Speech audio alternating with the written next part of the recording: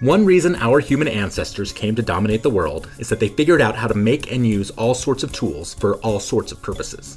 But for a huge chunk of our evolutionary history, more than 1.5 million years, ancient humans all over the world mostly made one specific tool. Weirdly, we still don't know what on earth it was used for. Hi, I'm David, and this is Minute Earth.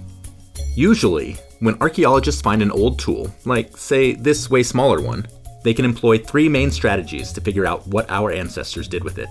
They look at its shape. In our example, it looks sharp in the front and thin in the back. They look for clues with a microscope. This one has old wood resin on the back. And they try to recreate possible ways it could have been used.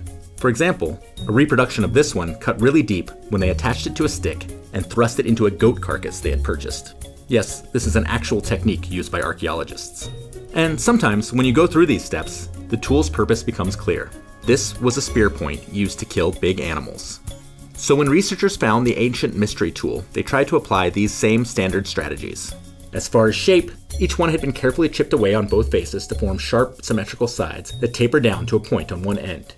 The resulting form seemed like it would be perfect for butchery. One end would fit into the user's hand, while the other seemed sharp and strong enough to cut through animal hides and meat and even bones. Or maybe it was just right for gathering, good for cutting through plants or grinding up seeds or even digging up edible tubers. Or perhaps the shape made it useful for sharpening sticks, or creating sparks to start fires.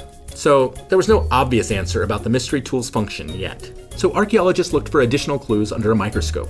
Polished faces might mean they were used for grinding stuff. Long scratches might indicate they were used for cutting stuff. And tiny divots might suggest they were used for smashing stuff. And they found, well, tools with each of these, and some with all of them, which didn't do anything to rule out any of the earlier hypotheses.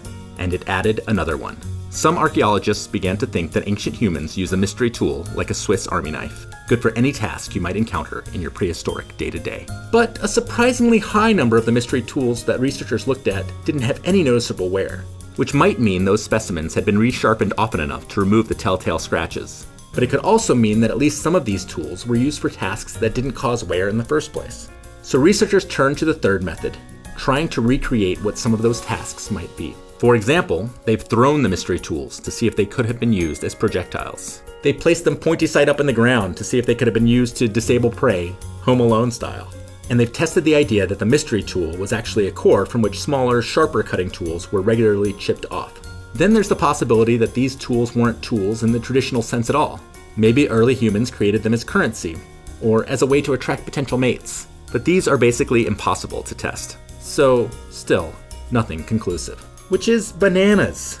We've found tens of thousands of these things all over the world, so they must have been important for something.